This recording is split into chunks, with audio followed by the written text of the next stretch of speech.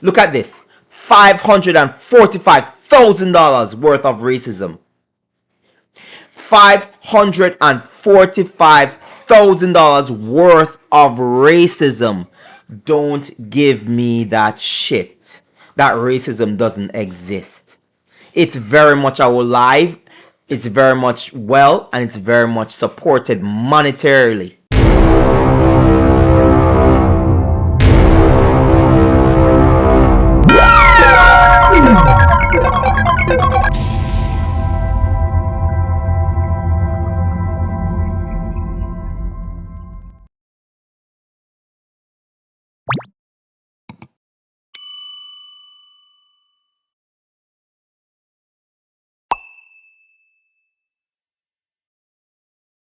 Everyone, like a lot of people, we also have fallen on hard times.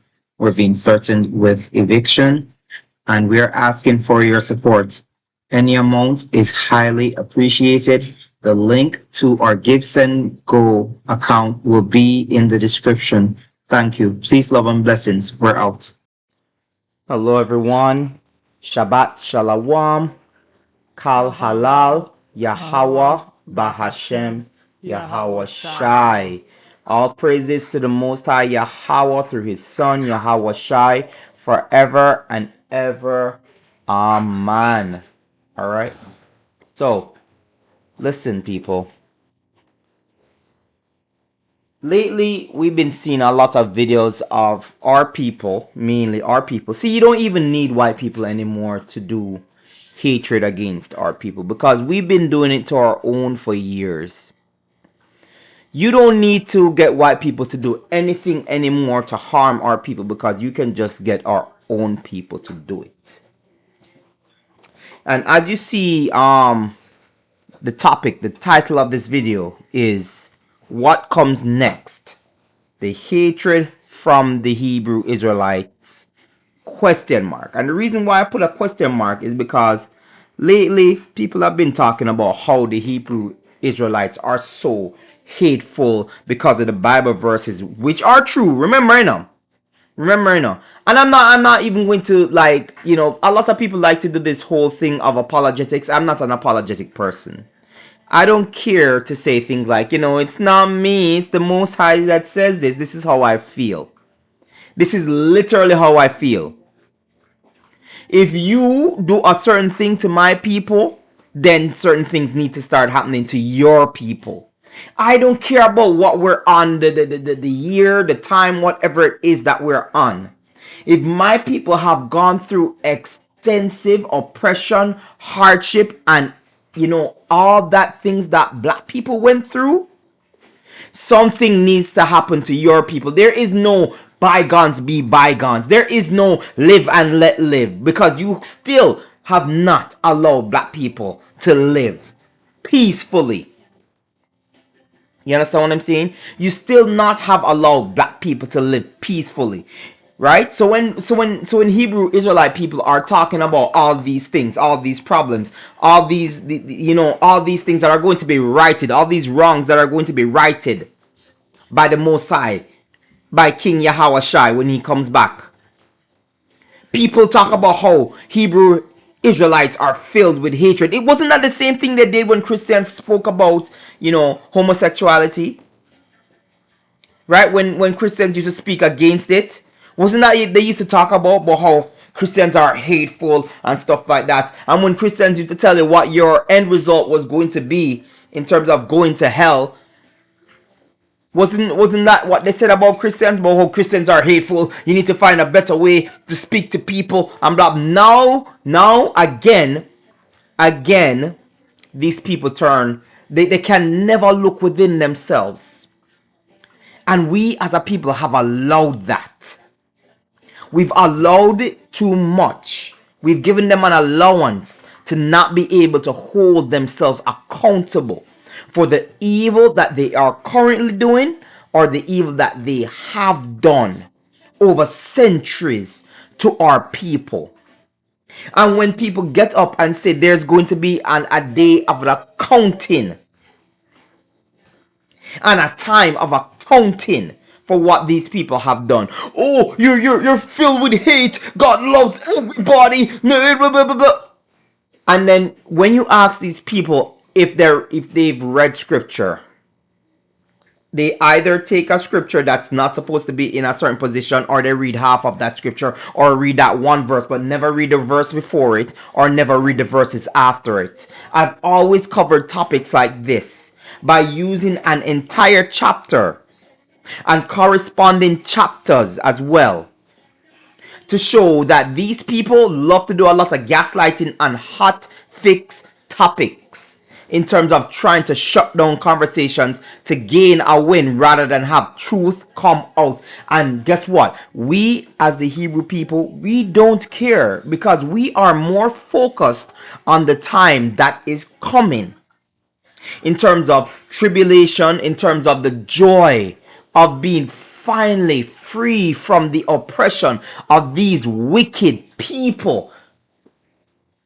A lot of us don't even, you see, a lot of people don't even understand what is the plight of the Hebrew Israelite people to the Most High Yahweh, Bahashem Yahweh Shai.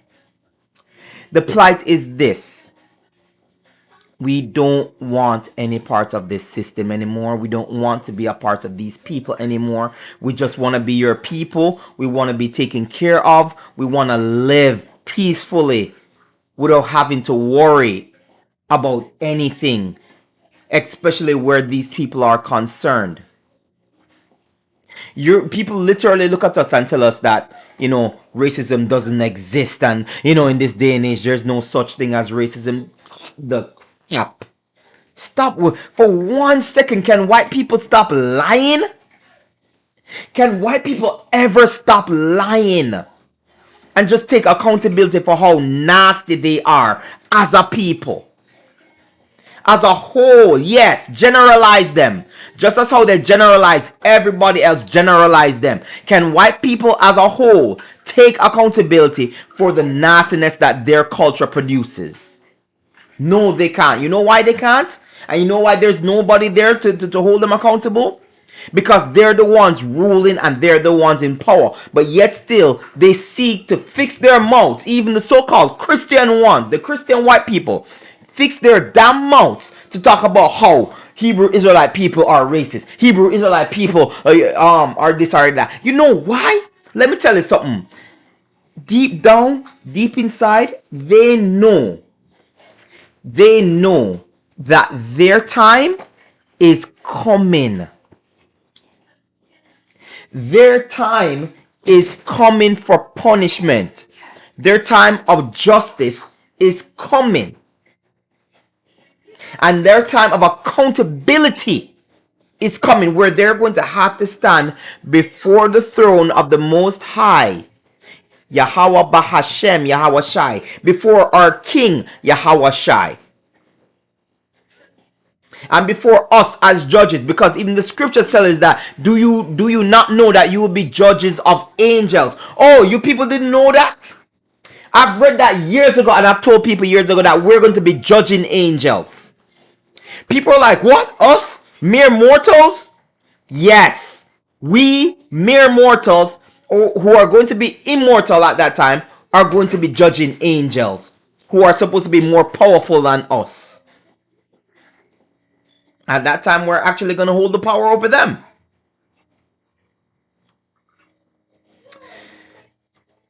What comes next? Well, tribulation. After tribulation, being saved from tribulation. After being saved from tribulation, Isaiah 14:2 is coming after that. We're not holding that back.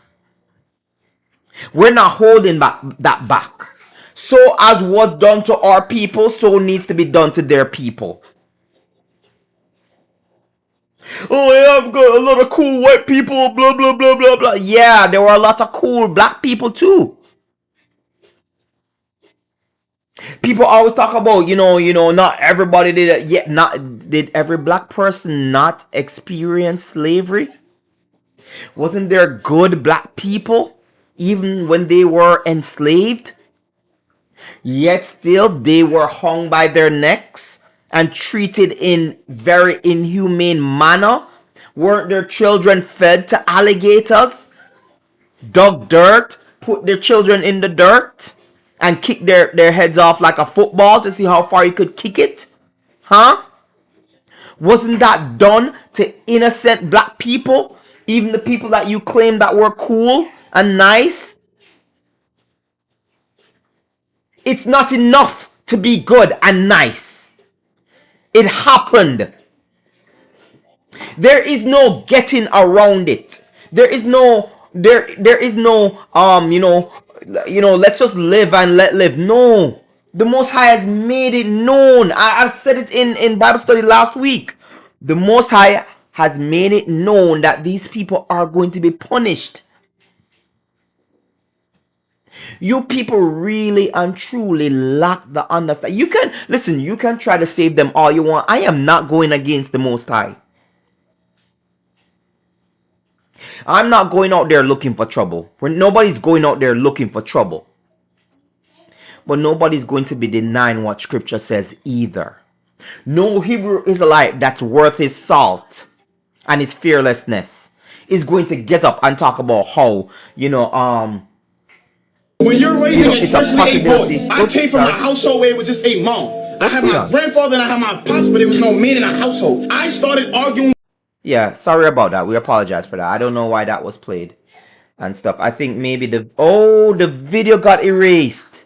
So I had a video that I was about to show, and apparently the video got erased. The video got erased. Boy, TikTok. The video was up. This wasn't the video. This wasn't the video. That's why I just asked myself, why did it just like sound off like that?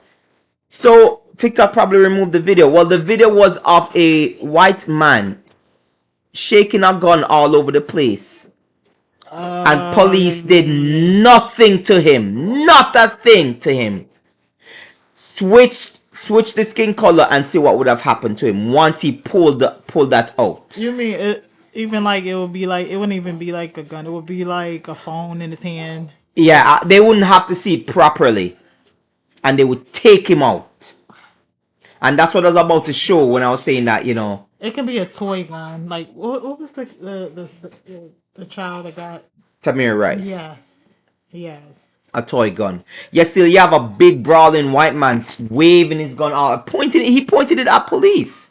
And that's the video I was gonna show you on TikTok. And it looks like the video just got deleted a while ago off of TikTok. I have seen videos of Edomites biting police officers, kicking them in the face, charging at them full force. Full force Charging at them, and all they do is rustle to the ground, and that's the end of it. That's the end of it. But yet still our people, if you do that, I was in fear for my life. I had to remove them from existence. When will this hypocrisy, lies, and disgustingness ever end with these people? It will not. The Most High has to wipe them out. You will never have peacefulness with these people. Never, ever, ever. It don't matter if people don't understand enough. A lot of people do not understand. A lot of people do not understand. Every time I see a story of black children going to play with white children, you hear how that black child has disappeared in a lake. And you can't help but understand that this was a ploy from the very beginning behind their dirty smiles and their butter talk. Oh, let's have a play date. Oh, yeah, they can come over my house and sleep over, yeah, on the weekend. Yeah, they can play together at our house. No, not comfortable with that. Too many black children are now losing their lives from so-called innocent white children who don't know what happened to that black child. And then I remember the story of the mother who her child drowned the boy. And she knew the black child was missing and she joined the search party. That sounds really Jamaican, because there are Jamaican people who have actually done that. Jamaican people will actually steal your stuff, steal your phone, whatever it is, and join in the search party to help you look for it. Jamaican people, Jamaican criminals will take the life of your child and join in the search party to look for that child. And I'm talking about close relatives that have done that. But we're not here to talk about them. We're here to talk about white people who do that. You see, racism hasn't gone away. It's just changed forms to adapt to the climate that it's in. It's still very much existent. Now, subtle racism and parts of the harshness is still there. But the true face of racism is going to come back out in a couple of months. I'm telling you that. Once the rule of law, and I can guarantee you this, once martial law takes place, the true face of these white people is going to start showing again. And it's going to probably be far worse than what our ancestors experienced. Because they have to level up on us. They're going to say, no, we can't do to them what our ancestors did because, they still survived. They still came out strong. No, we have to do to them so far worse that they never, ever recover for another 1,000 years. And I can guarantee you that's what's in their thoughts right now. That's what's in their thoughts right now. But they have another thing coming, because when that battle starts, it won't even be us that fights that battle. It's going to be the Most High that fights that battle. Right? But what comes next? What comes next? The hatred from the Hebrew Israelites. They claim that this is hatred, even though it's scripture. Isaiah 14:2. And the people shall take them and bring them to their place, and the house of Yasharallah shall possess them in the land of the Adonai for servants and handmaids, and they shall take them captives, whose captives they were, and they shall rule over their oppressors. Our oppressors, your time is coming. And when I say our oppressors, I'm not talking like these middle class white people. I'm talking to the people in power. The people who've always stood in power. The people with the real power to take your life and nothing to happen to them. It's always been that way.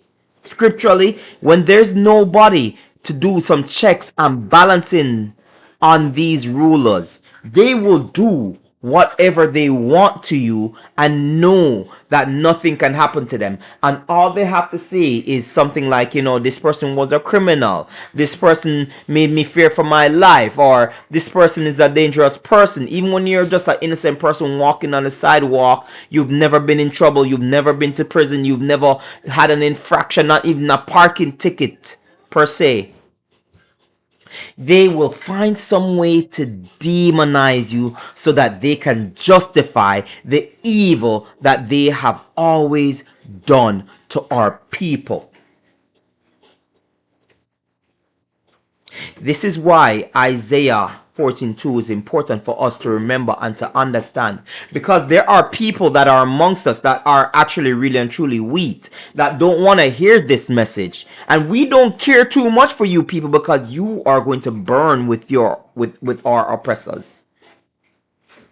And we don't, when the time comes, if the Lord says to snitch on you guys, we're not going to be denying the Lord. We don't care what relationship we have with you. You are going to burn where you are. We don't care if for the final moment, oh, I realized my wrongs. No, there was a lot of hurt, pain, and suffering that you caused because of your actions of being wrong. No, you gotta go with the oppressors. You gotta be punished with them. You gotta fall into the abyss with them. What comes next? This is what comes next. This time is coming. Right? This time is coming. Don't tell me that racism doesn't exist. Let me move this video, because they deleted the video that I wanted to show you guys. But here we go. Right? This woman right here. I know you people saw what she did. Help protect my family. After she basically went and harassed a little 5-year-old. Look at her. She's 20 something. You sure she's 20 something? Look at this woman with her stringy ass neck. Look at her with her stringy ass neck. Or spaghetti neck. She's 20 something. The woman look like she near 40. 40 years old. That's,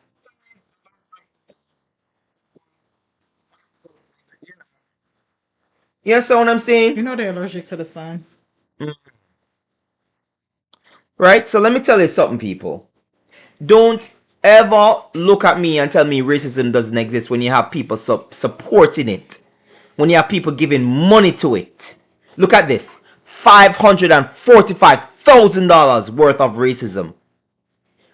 $545,000 worth of racism. Don't give me that shit.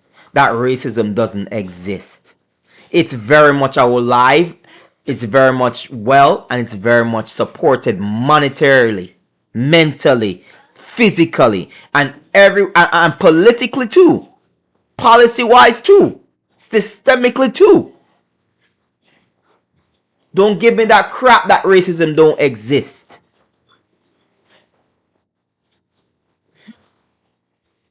Right? But we're the ones, but we're the evil ones. We're the racist ones when we don't even have the power. Which power do we have to put you people into chains? Which power? You see, and that's the thing that people can't answer now. You see, if people just really and truly just slow people down when they start to just regurgitate this garbage of speaking certain scriptures, just let them speak. Then you start to slow them down and ask them certain questions. What power do the black Negroes in America right now have to put any white population in mass in prison?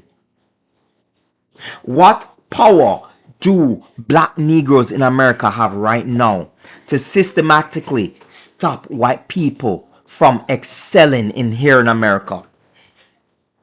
What power do black people have, right, to prevent white people from getting loans to buy houses, to buy land, to buy whatever, so that they can actually build generational wealth here in America?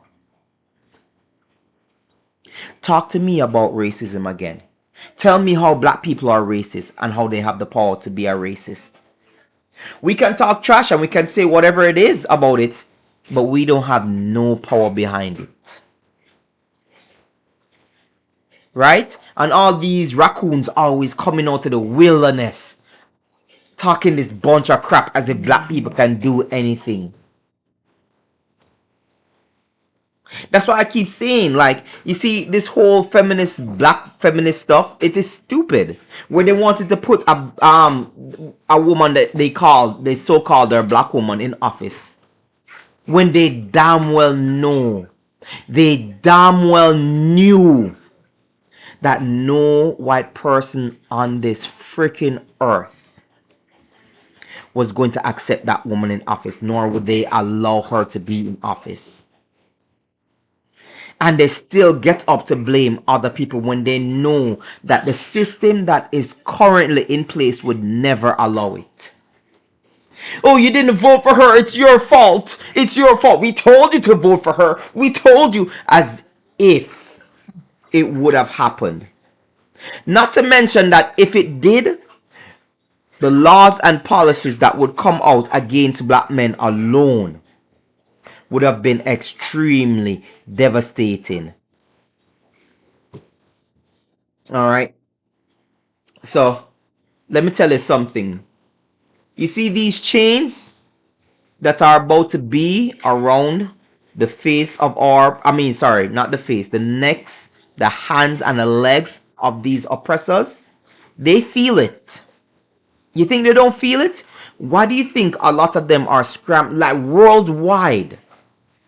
They're scrambling to just get themselves in order in terms of like expecting the collapse of the world so that they can be safe and have their power. One of the main thing, I watched a video, right? I've been trying to find the video. I can't find it. It was of a Chinese dude, and he was talking on this podcast. And when he was talking on the podcast, he mentioned to the guy, the host of the podcast, that one of the main things a lot of wealthy people always come to him about and ask him about is, after the system breaks down, how do they maintain their power? How do they maintain the power that their wealth has given to them? That's all they're worried about. Holding control over middle class and lower class people. Do you see how wicked these people are? Because, truth be told, these people have nothing to offer. So if you literally take these people out of their jobs and put them to basically fix something like a like let's say we all lived off of a dam, one dam, and everybody had a job except for this one person who was the so-called leader of society. If you put this person to fix the dam, he wouldn't be useful because he doesn't have the ability to do it. A lot of these people, they're useless, and they've gotten into their positions because of daddy and mommy, the people that were before them. That's generational wealth. Isn't that how isn't that how we've always had kings and rulers? They pass down the authority of the king and the ruler through their seed. So what would make us think that the people who are our political leaders don't do that for their children, pass them down through the system, or pass their power down through to them? It is quite foolish to think that when these people have their children, that their children will not come up into the system and not do the same things that mommy and daddy have done to us for years and years to come.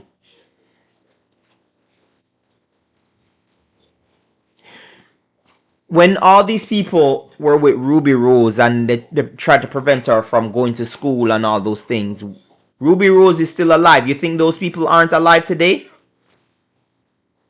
You think their children aren't alive today?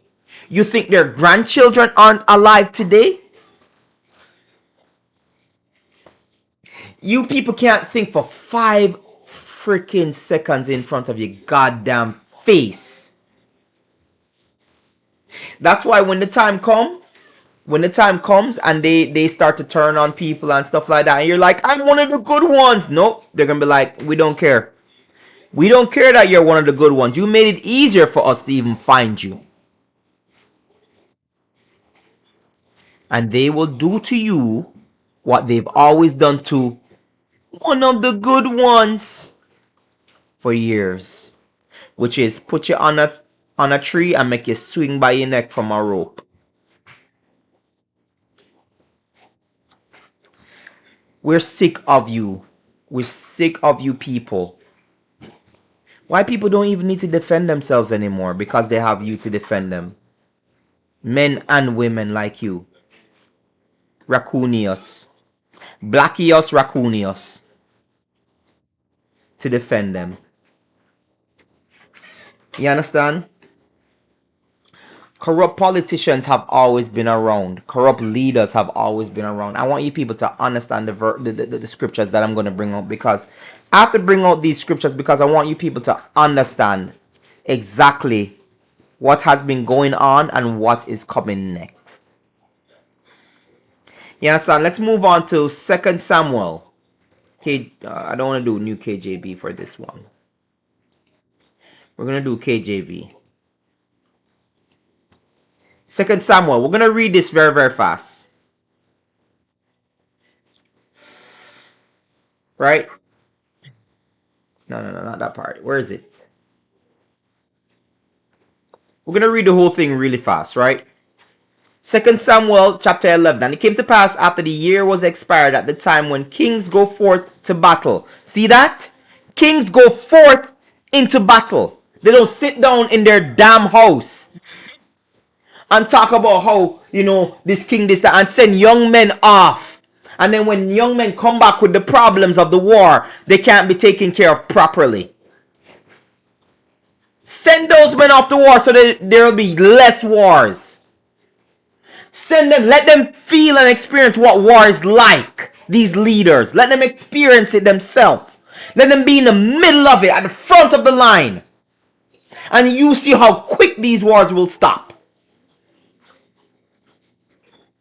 When their children don't have to go to war, when nothing affects them when war happens, then they can say and do whatever they want. But when you put these little worthless people into battle and let them experience what war really is, you will start to see less wars. Y'all know what, like, the crazy part about it is, as much as a simp and a cuck Ahab was, He went went out of to the war. war.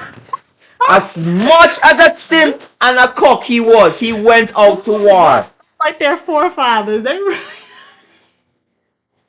That's crazy, right? You think about it. Yeah, I'm thinking about it. That's crazy. That's As crazy. much as a simp and a cock the man was, the man went He out to went war. war, died in He war. went out to war and died. And that even though he put himself at the back, where he thought he wouldn't have gotten hit, he went out to war regardless. Put these political leaders on the same battlefield that many of our sons and some of our daughters are perishing. And I can guarantee you'll see how quick wars will end. You understand? Whenever kingdom fought in the past, armies that were powerful, some of the armies that were not powerful, they surrendered. They did not fight. Some of the armies that even if they were small, they fought and they knew they would lose, so they did it anyway. They knew the price of war. That's why they did it anyway. What we have is a bunch of cowards playing leaders, stealing from the poor and making themselves rich. And then looking at us and calling us cowards because we don't want to go and die for them. Why don't you go and die for yourself, cowards? You're cowards. And I mean this worldwide.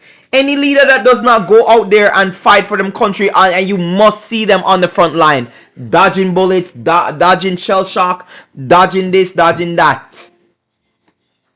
For real. No photo op, no video op. Just literally see them out there fighting a real battle and coming out victorious. Then you can have my respect. Right?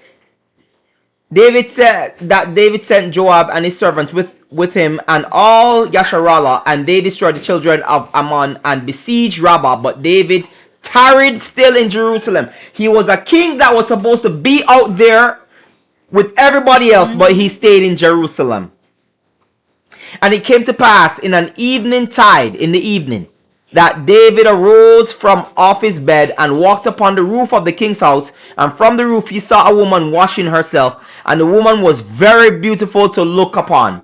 And David said and inquired after the woman, and one said, Is not this Bathsheba, the daughter of Eliam, the wife of Uriah the Hittite? So that woman wasn't even a Yasharallah. She was a Hittite. Or maybe she was a Yasharallah, but she was married to a Hittite. Aren't we told not to mix with these people? But I guess the Hittite, he was fighting in our army anyway. And David sent messengers and took her, and she came in unto him, and he lay with her. For she was purified from her uncleanness, meaning like her period done. So maybe she was washing herself because her period was done and she could now wash herself. Because during those days when a woman was experiencing her period, she's supposed to be put away for 7 days. You can't be in the same area, nothing like that with her. She have to be in her own area. She said she was She was unclean for 7 days. You understand? And many of us men, we've been wrong, and I have to admit that too. We have done stuff with a woman that is seeing her menses, and we're not supposed to be doing that. Y'all forgive us for that, because it was in pure ignorance that we did it. Anyway, for she was purified from her uncleanness, and she returned unto her house. And the woman conceived and sent and told David and said, I am with child. I don't want people see a lot of people talk about how victim blaming. I don't blame. She's not a victim. She can deny the king. She can't say to the king, my king, do not do something so wicked. And if David take it by force, guess what? I am wrong. because even like I forgot what story about the two priests that was watching the woman and they were going to lie on her and say, "Hey, I saw her sleeping with some young man under the tree." And then I think it was David or Saul. I said which tree? They took them Separate them, yeah, and ask each of them their story, which tree and what she said. And both of them said a Something different. Yeah, and that's how they knew. But she was like, "I'm not sleeping with y'all. Say what you want. If I die, I die." So she could have said no and just like, but she wanted it, obviously. Exactly. She saw, King David must have been handsome because she saw it and she was like... He was very handsome. King David, the scriptures tell you the man was handsome. Well, she saw that king and right after we have our menses, we ovulate and yeah. So, in that moment, him just breathe our same time. Acting like, oh, she's a victim. No. She's not a victim. Stop using people. Women will not admit this. I'll tell women will not admit this, but women love men with power. They love men in authority because they love to be in that position of authority as well. They love to be with a man that has rulership over others. Don't look at me and tell me that she's a victim, of our power. Shut the hell up. Shut the hell up. She was a grown woman. She knew what she was doing. I don't want to hear nobody tell me, she's a victim. She's not a victim of nothing. She's not a victim of nothing. And she fell into temptation because guess what? Her husband was off to war. She was off. She's like, what? The king called me? And husband on their own, so I'm not for sneak around or nothing like that. No. Or even if the husband come back, she said, well, I've been an attendee to King David and his daughters and stuff like that. So I've been at the palace a lot and stuff like that. And she can lie about it. See there? No, it's not even that so much. We are sexual creatures, right? You cannot be without your significant other for long periods. And think that temptation is just gonna slide off your back. Do not deny each other because it will leave room for temptation. She saw that king and she ain't probably been with her husband in a while and that happened. And it's the king. Not only that, it's just like he coming on to her. You know what I mean? The moment was right. The devil was like, go lay it down. Lay it down so him not for run for nobody else. And he probably was smelling like ointment and It's the man wake up and just look at the man. She probably even saw him too. She probably even saw him looking at her. You think she started looking at him? I think she saw him. And just started washing herself, like turn herself. So what the king of do, man? I didn't just turn her backside to him and into the bottom. And she wash and she turn and the breast but make it flunk out. And she turn and go.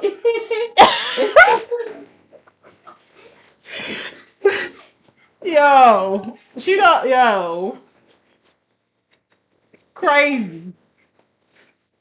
Right? And the woman conceived and sent and told David and said, I am with child. And David sent to Joab saying, send me Uriah the Hittite. And Joab sent Uriah to David. So him basically pull the man out of the war and bring him back, right? To Yerushalayim, Jerusalem. And when Uriah was come unto him, David demanded of him how Joab did, and how the people did, and how the war prospered. And David said to Uriah, go down to thy house and wash thy feet.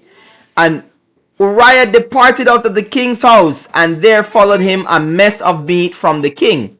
But Uriah slept at the door of the king's house with all the servants of his lord Adonai, and went not down to his house. He was a good, yeah, he was loyal to the king. Right. Loyal to the king. It wasn't that. He was like, how can I wash my feet when, people are still out there fighting? And you're going to see it soon. He was loyal to his king.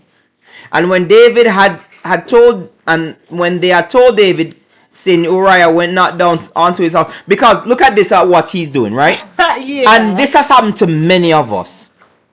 A woman will go out there and cheat on you as a wife or as a girlfriend, and know that she's now pregnant, and then sleep with you and allow you to climax inside her, and then make it seem as if you're the one who gets her pregnant. And also too, she will fake get angry at you for doing it, right? To say stuff like, we don't do stuff like this, and now I'm gonna be pregnant and stuff like that, we don't want a child, and know full well that it's not your child. And that's the most disgusting thing I think any woman can do to a man.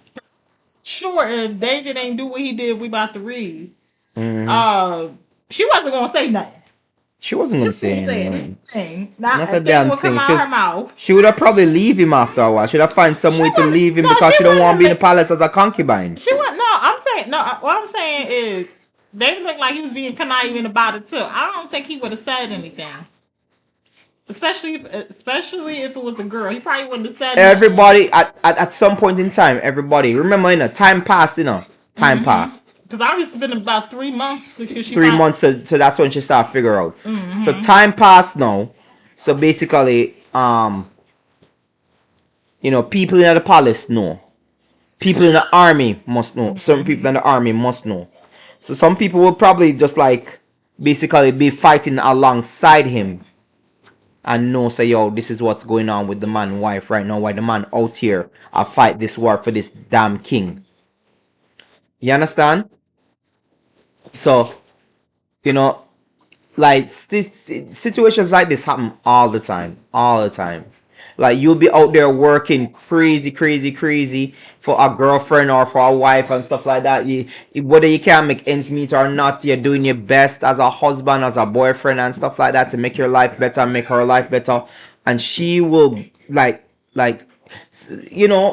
as it may, she did it with a king. But there are some women that will do it with a guy that is completely worthless. A guy who don't even live in a mother basement. He might live on the couch in a mother house. He has nothing to him name, not a bank account, no nothing. And will have even 6 other baby mothers. And you will have a woman that is married to a man who is working his ass off in a 9 to 5 to make sure that food is on the table, shelter over them head, light is on, water is on, any amenities that the family need, he's working his ass off to get it. And the woman will sleep with that worthless man and talk about how that man made her feel special. Never ever thinking about the husband that she had just wronged. And just because he looked good. And then talk about how you never spend any time with me. Well, if I'm busy trying to make your life easy, and I have to be out there to do that, how am I, it's either or either. And that's a disgusting thing, to gaslight a man after you have wronged him, to make it seem like he's the person who is wrong, or he's the person that allowed it to happen. He did not allow that to happen. It's time we really and truly look at women and hold their feet to the fire. You're wrong with what you did. Your man is out there going to war, and you're there sleeping with the king. You have no shame. She had no shame and hid it, right? went not down to the house. David said unto Uriah, camest thou not from thy journey? Why then didst thou not go down unto thine house? And Uriah said unto David, the ark and Yasharallah and Judah abide in tents, and I don't want Joab and the servants of my Lord are encamped in the open fields. Shall I then go into mine house to eat and to drink and to lie with my wife as thou livest? And as thy soul liveth, I will not do this thing. Yeah, that's what he's saying. He's like, how can I feel comfortable And then doing after this, knowing that yeah, and I'll go home and how am I going to feel comfortable doing that? And David said to Uriah, tarry here today also and tomorrow. I will let thee depart. So Uriah abode in Jerusalem that day and tomorrow. And when David had called him, he did eat and drink before him, and he made him drunk.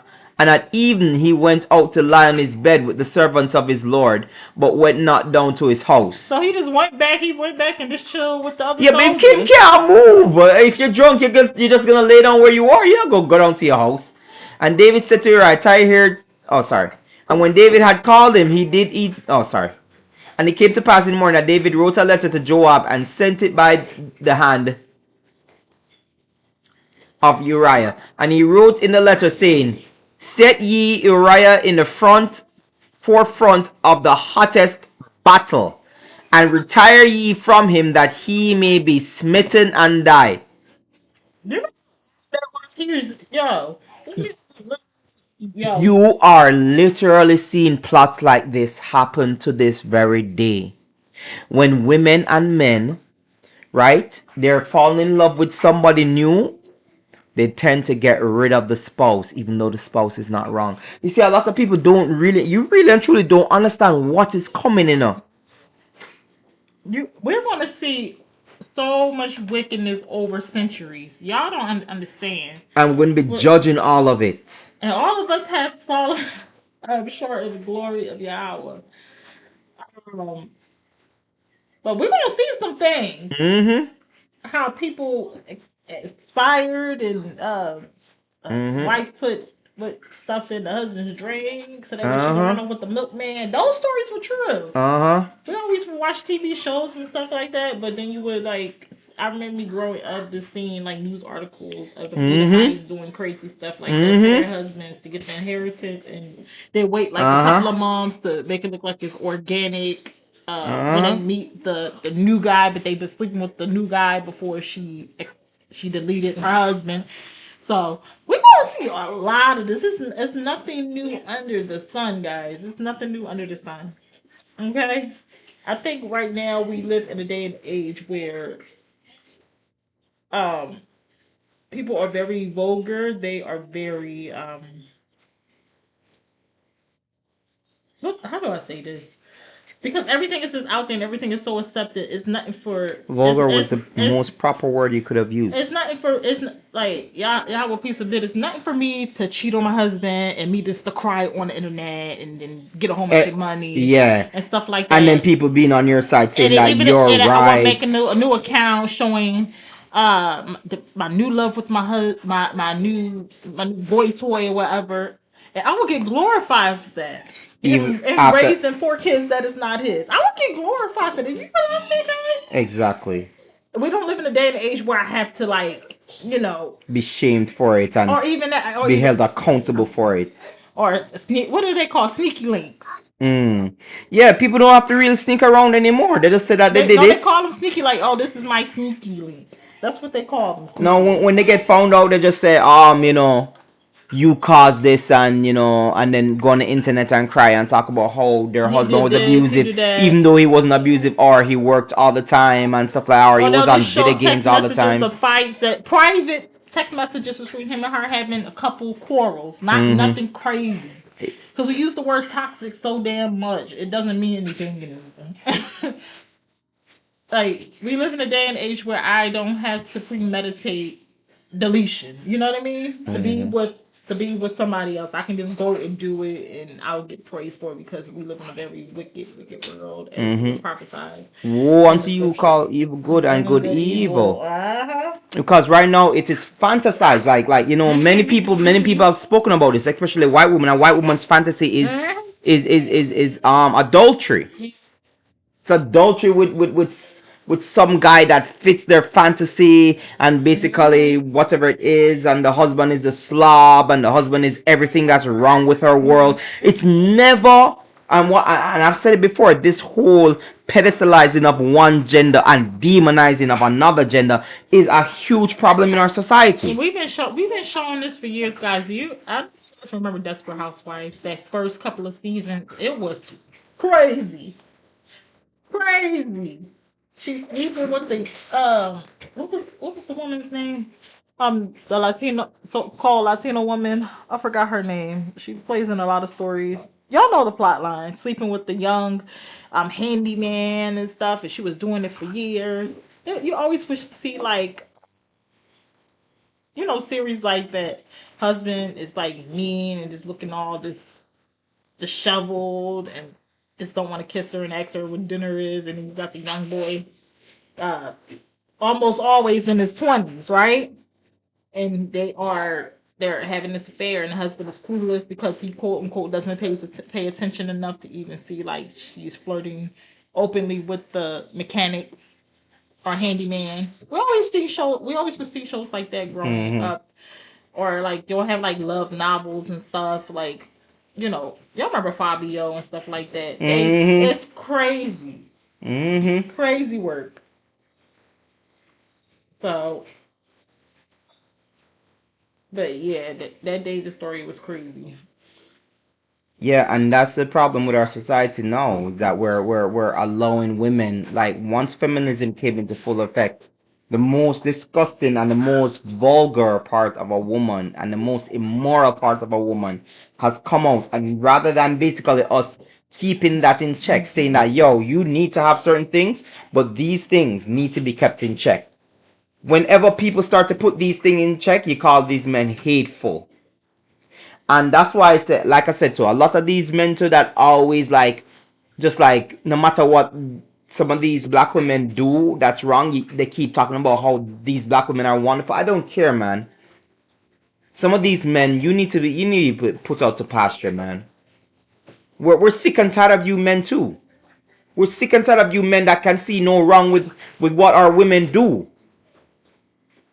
and always defending them when they're blatantly wrong. We can't stand it. Because these are the same women that keep breeding these men that are terrorizing our communities. White people don't need to terrorize our communities anymore, even though they still do. They've allowed the criteria that breeds the type of men that terrorizes the community. We can talk about that. Yeah, because Right? I believe he used the law to do it. That's what I'm saying. I'm thinking about that's crazy. And it came to pass, when Joab observed the city, that he assigned Uriah unto a place where he knew that valiant men were. Valiant men means like men of, greatness, of stature, things like that. Men that are used for like really hard battles. That's what a valiant man is. You understand? And the men of the city went out and fought with Joab, and there fell some of the people of the servants of David, and Uriah the Hittite died also.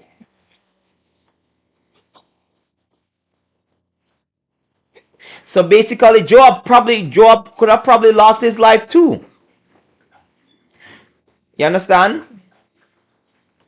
Because he went into that city as well, and the men of David fell, and Uriah died with there. But you see, I think it's funny that Joab was there to make sure that this happened.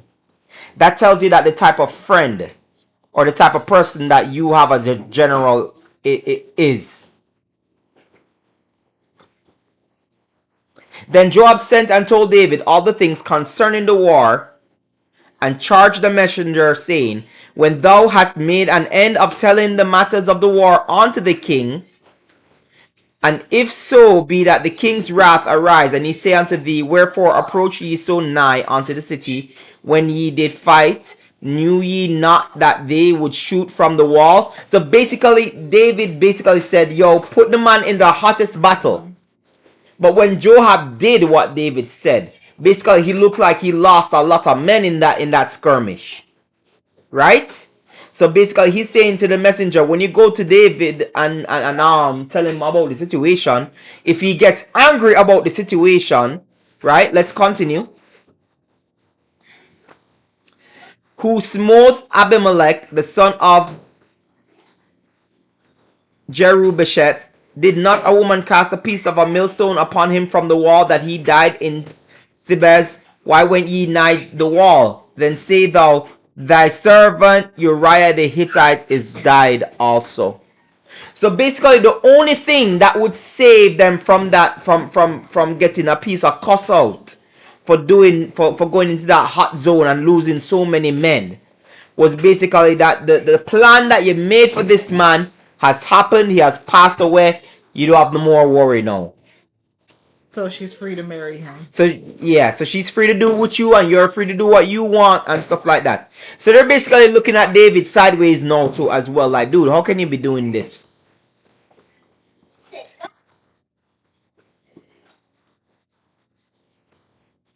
So the messenger went and came and showed David all that Joab had sent him for.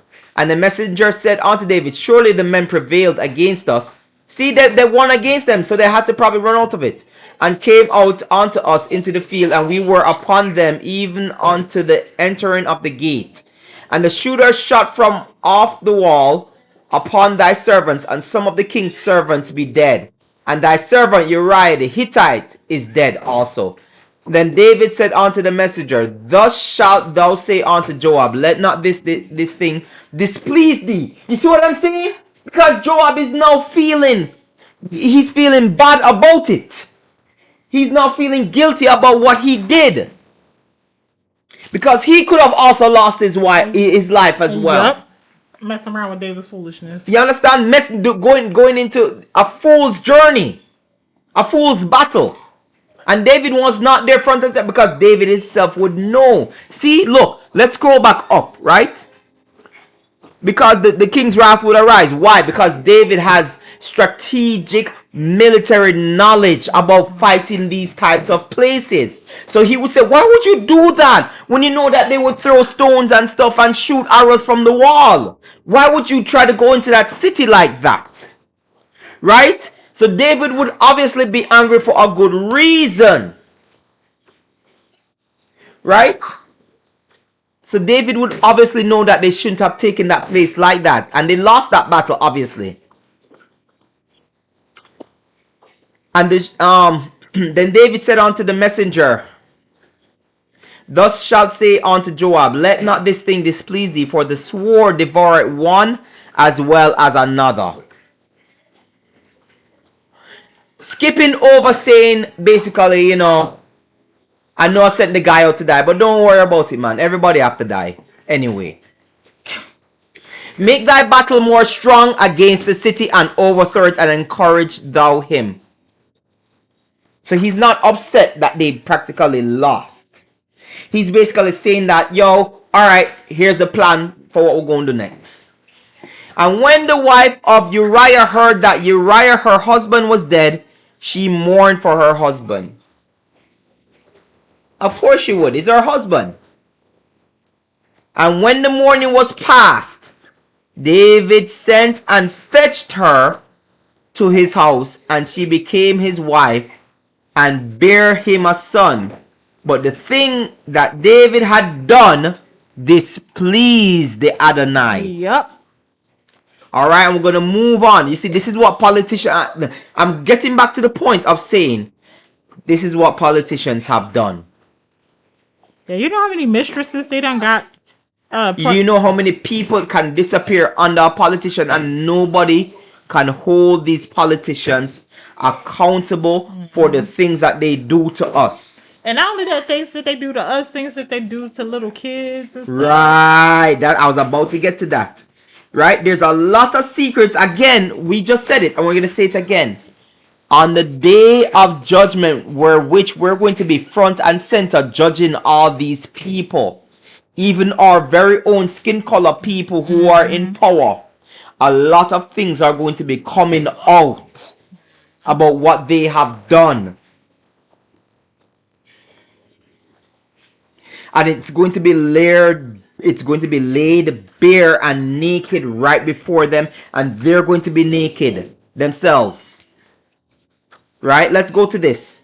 Right? I have to say this one real quickly because I think it's important.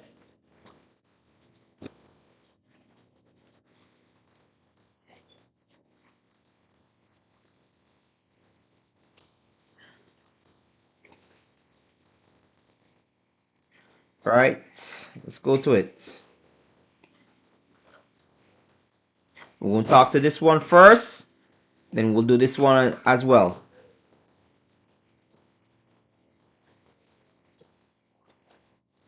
Right? This must be... Oh, okay. The same thing. Sorry.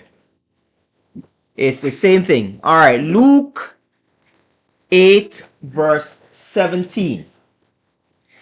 For nothing is secret that shall not be made manifest, neither anything hid that shall not be sorry, let me read that over. I kind of tripped over my words. For nothing is secret that shall not be made manifest, neither anything hid that shall not be known and come abroad. On the day of judgment, everything that everyone evil has done that was not known and that was hidden by political figures, behind judges, behind this, and was swept under the rug. All of these things are going to be coming out. That's why I keep telling you people, I cannot and will not believe in atheism. I cannot become one. Because when I see the evil of this world, there has to be a punishment for every evil that was done before and are being done now to the people. Too much evil is going on right now that is unaccounted for. And if we even go back to say how many evil was basically looked over that was done, and they basically try to hide it now as if it didn't exist. You understand? How many evil are they now trying to hide and make it look like it doesn't exist? Alright, so let's go to Samuel chapter 12. Samuel chapter 12. This is when David gets confronted by Nathan the prophet. Nathan was appointed by Samuel, right? And the Adonai sent Nathan unto David, and he came unto him and said unto him, There were two men in one city, the one rich and the other poor. The rich man had exceeding many flocks and herds, but the poor man had nothing save one little ewe lamb, meaning basically the rich man has everything but still wants what you have. And I think that's a very disgusting thing in our society right now, where we have a set of people that have everything and you have nothing but one little thing, and they will seek to take that little thing from you and keep it for themselves. Greed is not even the word I would use for it. But the poor man had nothing save one little ewe lamb, which he had bought and nourished up, and it grew up together with him and with his children, and it did eat of his own meat and drank of his own cup, and lay in his bosom, and was unto him as a daughter. And there came a traveler unto the rich man, and he spared to take of his own flock and of his own herd to dress for the wayfaring man that was come unto him, but took the poor man's lamb and dressed it for the man that was to come. And David's anger was greatly kindled against the man, and he said to Nathan, as the Lord liveth, the man that hath done this thing shall surely die. Not knowing that Nathan was talking about him. So all of a sudden, you see, when it comes to them basically handing out justice for other people, all of a sudden they're so just and they're so righteous as leaders. But when it comes to the justice that for the wrongs that they do, they're completely blind to seeing what they've done. Right? And he shall restore the lamb fourfold, because he did this thing, and because he had no pity. And Nathan said to David, thou art the man, thus saith the Lord of Israel, I anointed thee king over Israel, and I delivered thee out of the hand of Saul. And I gave thee thy master's house and thy master's wives into thy bosom, and gave thee the house of Yasharallah and all of Yahada. And if that had been too little, I would have moreover have given you unto thee such and such things. Yahweh is literally saying to David, if you did desire more, I would have given it to you. Like nowadays, we beg the Most High, please Most High, we begging for some stuff. And the Most High is literally coming through the prophet and saying to David, I have given you this, me give you a woman, me give you the kingdom, me give you Saul's house, me give you riches, me give you this, me give you that. And if there was anything else that you wanted, I would have given that to you. And the man still turn around and take another man's wife. The heart of man is evil and desperately wicked. Who can know it?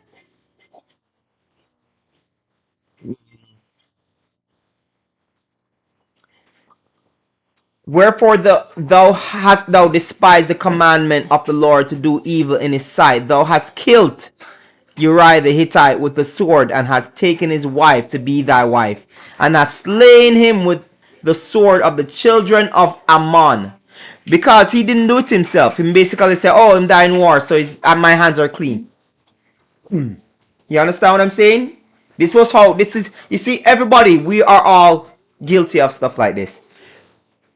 Like when we do evil, we do it indirectly and say our hands are clean. What do you think our politicians are doing right now?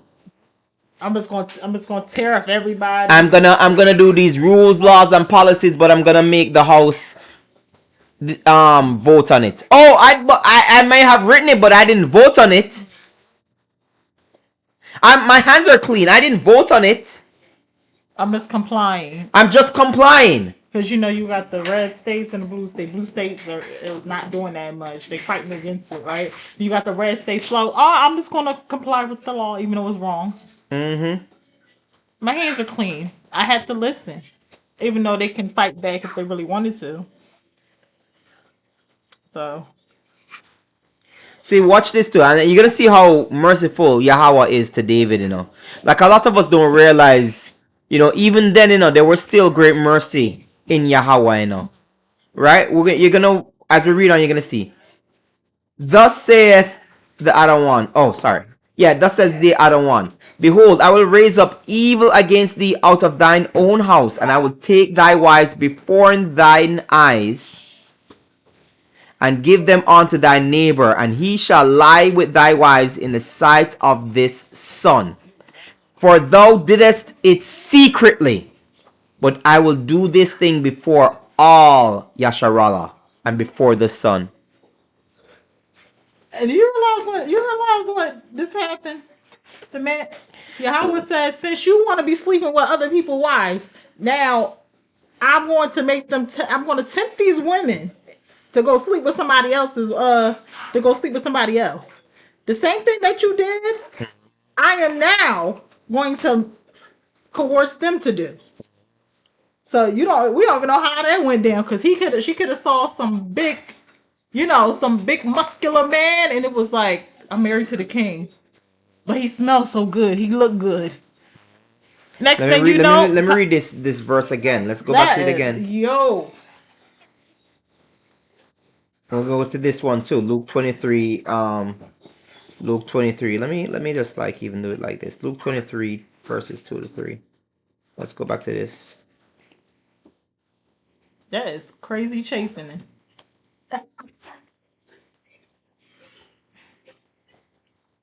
This one.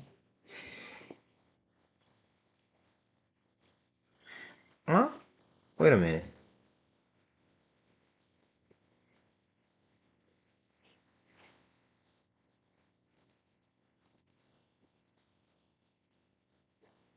Let me look it up real quickly again.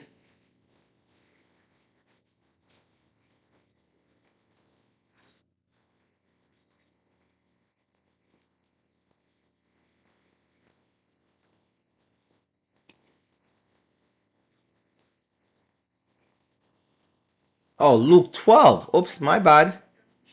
Luke 12. All right, Luke 12, verse 3. Therefore, whatsoever ye have spoken in darkness shall be heard in the light, and that which ye have spoken in the ear in closets shall be proclaimed upon the housetops. A lot of you people, like I've been saying it, you do not understand what is coming.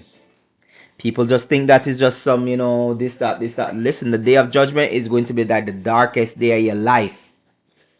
The darkest day of your life. And we don't even know if time is going to exist at that point in time.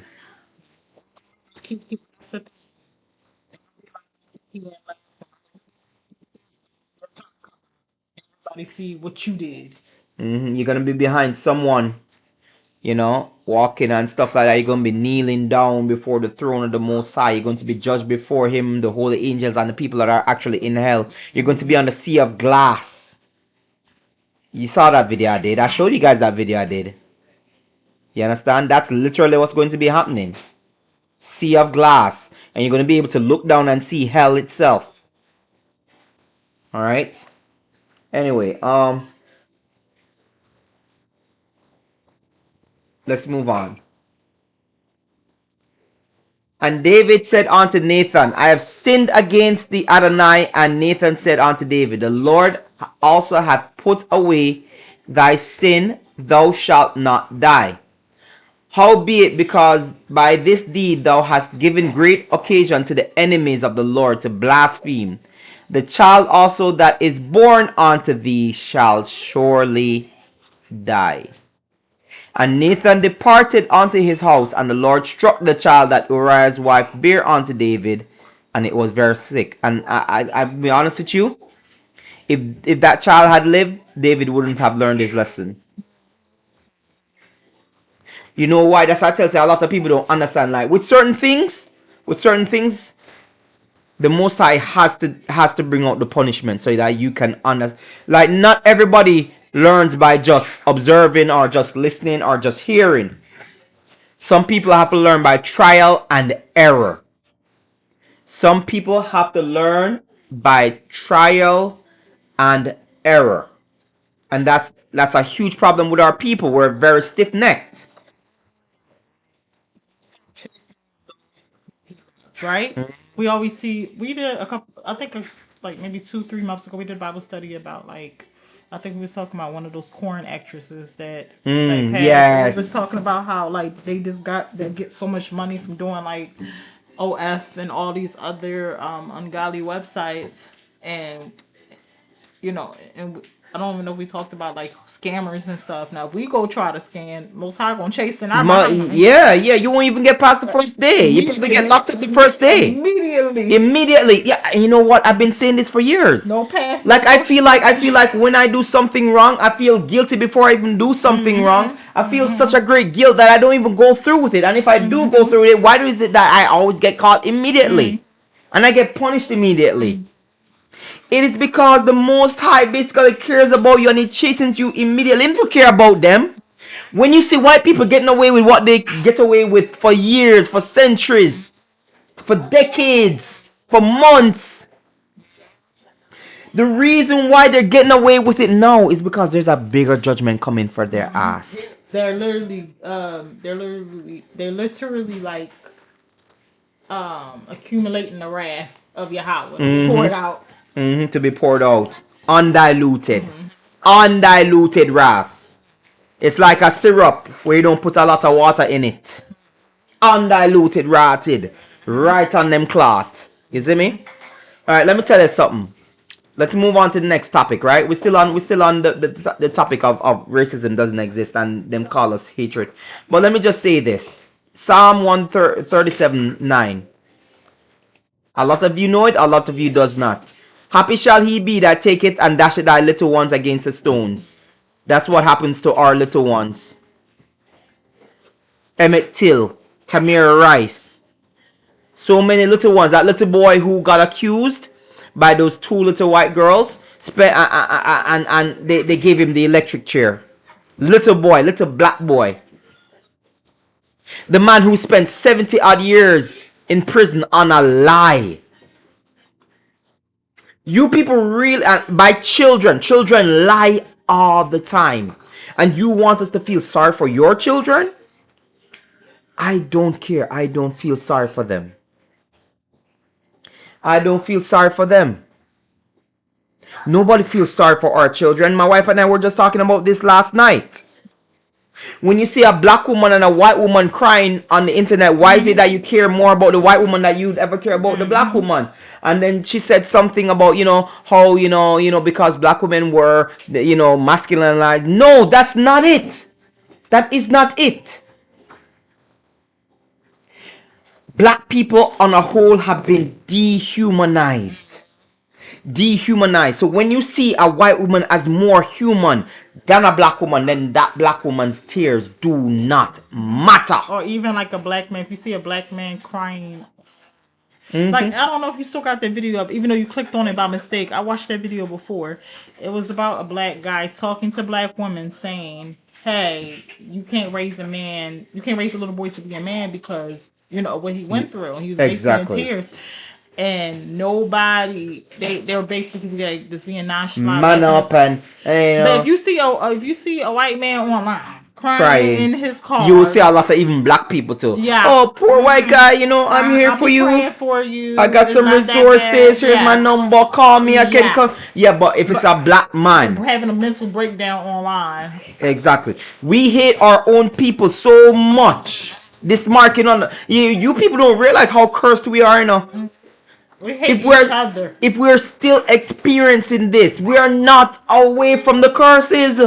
We are still experiencing the curses. We may be going through a little bit of like a little soft spot with the curses, but we're still underneath the damn curses. Because we're coming. Because you gotta remember, we're coming. Remember, it's blessing and curses, right? Mm-hmm. The more we follow the Torah, the more we're not going to get punished. You know what I mean? But if we're just blatantly eating pork, sleeping, fornicating, committing adultery, just breaking the law in general. And disrespecting the Most High. Castrating yourselves, if you have cattle, castrating, all of that is part of the law, right? You're constantly just breaking the law, right?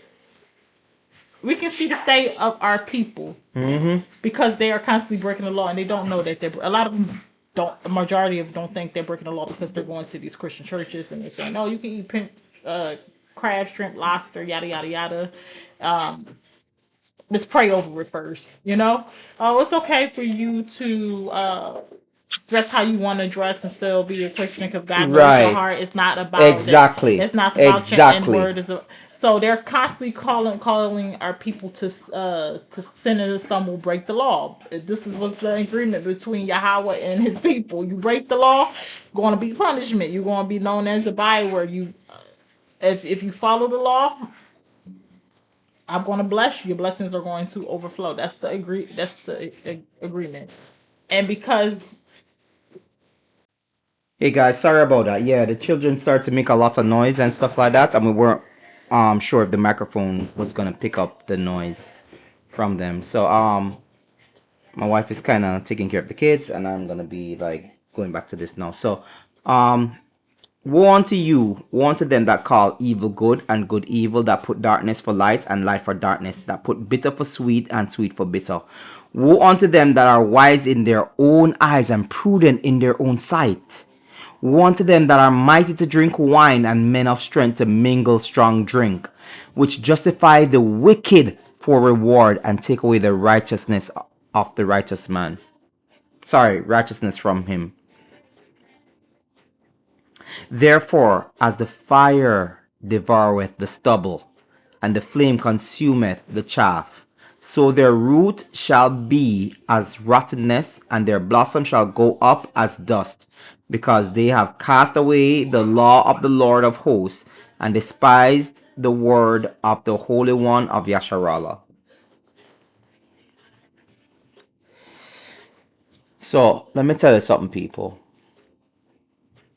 We, as a people, yes, we give all other ethnicities this thing to basically be able. We give them ammunition to talk bad about us because we refuse, as a people, we refuse to address the degeneracy in our community. You understand? The whole hood culture, the twerking, the baby mama culture, the thug culture, the YNs, all of this stuff. When grown men are talking to these women that, yo, this is a problem and stuff like that, and it needs to stop. You hear women calling men all sorts of names and how they hate women, they hate black women and stuff like that, because there's a lack of accountability in our people. Right? There's a lack of accountability in our people. And on the day of judgment, like, all of this is going to be taken care of. I've said it before many, many times. You understand? And this is like we're sick of living around certain people in our culture. Right?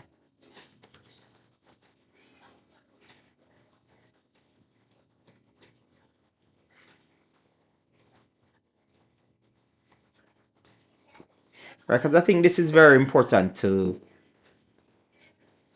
Ezekiel 20, chapter 38. I'm tired. I'm sick. And I'm being honest. I've said it before. I've said it again. I don't want to live around certain people. If you're the type of people with the YN and the whole twerking and the whole misbehaving type of thing, I don't want to be around. I'm sorry. You are a disgusting person. You are a vulgar person. You're not a decent person. Nobody should be nobody should be penalized for living around you. Nobody should be punished for not wanting to live around you, or the type of person that you are, the type of people that you have. You understand? That's why I keep telling people, like, a lot of people don't understand. That's why it's called the elect. When it's the elect, it's not everybody going to be going somewhere. It's only some of us that are going to be selected to go. Because even though we will be taken out of the land, not everybody's going to be able to go into the new Yasharallah. You understand? And I will purge out from among you the rebels and them that transgress against me. I will bring them forth out of the country where they sojourn, and they shall not enter into the land of Yasharallah, and ye shall know that I am the Adonai. We need you people to understand this, because as I said before, I said it last week and I want to say it again. My wife and I, we talk about this the whole time in terms of like women with their smart mouths and stuff like that. You see, a woman being vulgar is not always with harsh words. A woman dressed in a certain way, that's vulgar. That's a loud statement. A woman who is rebellious towards the authority of men, especially black men, that is vulgar. That's rebelliousness. You understand? This whole thing of trying to twist scriptures to say, oh, women can lead men and all that stuff like that is in error. And even, I told you before, many women who claim to be now awakened, they're trying to usurp the authority of men still. They don't want to listen. They don't want to hear. No. You're going to be purged out from among. You might be taken out of this land, but you will not be able to enter into the new kingdom. These are serious issues that people need to cut out, or else the Most High is going to cut it out for us, because he's not going to be. He's not going to go. The thing about the Most High that a lot of people don't understand is that you cannot go back and forth with the Most High. You cannot. You can't go back and forth with the man. And that's what the people think that you can do. You think that you can debate the Most High. You think you can basically talk your way out of it. But Most High, but Most High, but Most High, Most High. No. There's going to come a time where even the men are not going to allow you to speak amongst us. Once we come out and it has to be our laws, it's going to be our way, or you're going to live in the desert by yourself and starve. And we won't even have to deal with you with certain ways, because the Most High will just see who you are and just take you out accordingly. And this, and again, this goes back to, I want to go back to, Isaiah. Woe unto them who call evil good and good evil. There are people who pushed from the other ethnicities all this culture into our people, and they live off of the culture. And they're okay with it happening to our people, but not okay with it happening to their people. Like I said before, you people you're gonna be judged. You're gonna be judged. You understand? So, as America begins to take its fall, let's look at Revelation chapter 18, verse 7. How much she hath glorified herself and lived deliciously, so much torment and sorrow give her. For she saith in her heart, I sit a queen and am no widow, and shall see no sorrow. We say this every week to you people about America. This is the arrogance that's still going on in this land, in this place, especially white people, to this very day. It shows in the political leaders to this very day. It don't matter what color they are. There's a set of arrogance of believing that America is so powerful even while it's sinking, that nothing can happen to it. We'll get some type of help because the government won't let us fail. The government We're good. We are the top, and the government is only preparing for its own continuance. It's not preparing for yours. And we're gonna go. Trust me, we're gonna go through this soon. You understand? Because it is coming. You see, as we're approaching the time of the tribulation, let me show you what the government officials are going to be doing. And the kings of the earth, the great men, and the rich men, and the chief captains, and the mighty men, meaning your generals, your politicians, your sergeants, and probably even some celebrities too as well, and every free man hid himself in the dens and in the rocks of the mountains, and said to the mountains and rocks, fall on us and hide us from the face of him that sitteth on the throne, and from the wrath of the Lamb. That is what's getting ready to come. They're basically gonna start like hiding in their bunkers, hiding in the mountains that they built their silos and their, you understand, for the rich. You understand what I'm saying? They built all these bunkers. They're gonna start hiding after they've done so much wickedness to you people. They're gonna save themselves. The thing about it is that once they get into that position, the army is gonna take over and tell them that you are useless. You can't build up nothing, so we're taking over. So at that point in time too, they're going to be at the will of the army.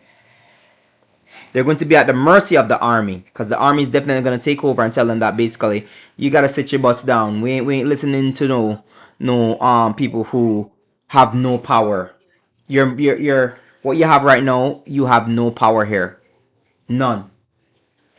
You understand? So they'll just be under the rulership of the military while they're in those bunkers anyway. But who says that the Most High is gonna allow them to even live in those bunkers? Who says the Most High is gonna allow them to even survive in those bunkers?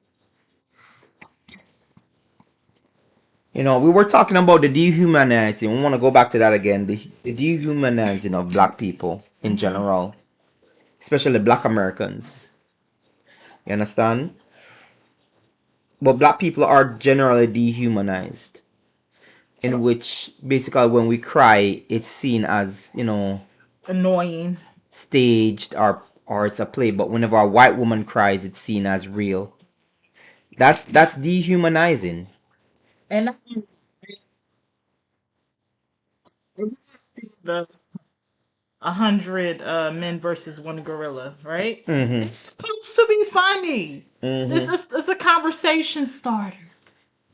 Why in every comment is saying, oh, one black guy? So one N word versus 100 men. Whoa. Kurt, mind you should go under those comments. Every single post that I see under the comments, you'll see like crazy stuff. Oh, they're even calling Shannon Sharp. You know Shannon Sharp, Mm-hmm. that gorilla. Like, it's just crazy.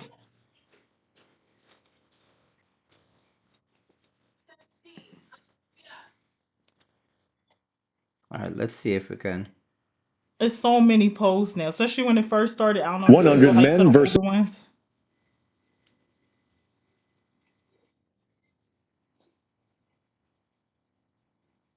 Like when the older ones first came out, it's just crazy.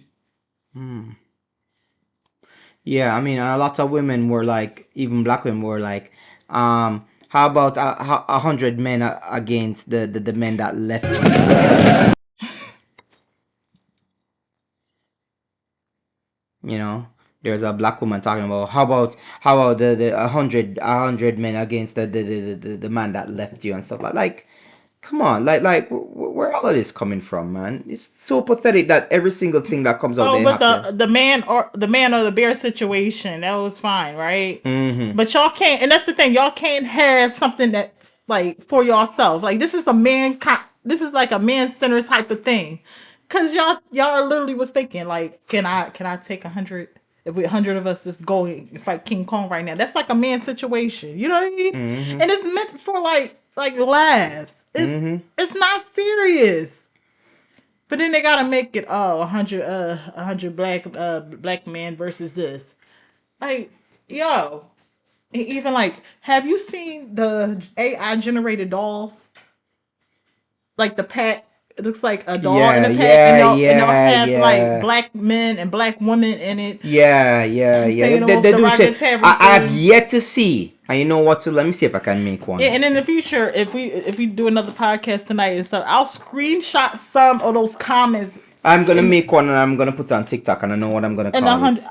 an hour later, I will go through the comments of the original 100 men, which was the black guy that prompted the question. 100 men versus one gorilla. I don't. Mm-hmm. I Is that I'll black man? Yeah. He started it, right. So I guess now I know why. Now you know why it's like a whole bunch of like, Uh-huh. yeah. So, but if I can go back and find that original video, I will show you. They are tripping, tripping, tripping, tripping. We can't have a goddamn thing. Mm-hmm. Yeah, I know what I'm gonna call it Yeah, because we have yet to see anything try. on I don't a know if you white can man. look it up. I don't know what these doll packages are called. It's like it looks like a Mattel box when you first get a Barbie doll, and it has like little accessories, and it has like This is what you're little talking about. captions Yeah, under it. this is yeah. Yeah. Action figures. Yeah, action figure GPT. I don't know if you. Oh, it's a chat GPT. Okay. Oh, so Oh, anyway, we'll do it later on yeah, but and these are the stuff. most like right to the ace things that I have ever saw. Mm-hmm. Mm-hmm. I'm gonna make mine too. I'm gonna make mine too. Did you see the one with the black man? It was empty. And say, They're got to not. get milk Yeah, accessories and stuff. they're Yeah, not I've seen it. included. I've seen And you it. had like the three black babies in Mm-hmm. under the accessories. See that? Don't worry, now. This time is coming. You can chuck it up, laugh it up all Or you you'll have like the want. fat black woman. Mm-hmm. Isaiah 14:2, and the people shall take them and bring them into their place, and the house of Yasharallah shall possess them in the land of the Lord for servants and handmaids, and they shall take them captives whose captives they were, and they shall rule over their oppressors. All right, enough said. Enough said. Sick and tired of this foolishness. Anyway, people, thank you guys for tuning in. All thanks and praises. Kal Halal, Yahweh, Bahashem, Yahweh Shai. We will see you guys later on. Peace, love, and respect. We are out.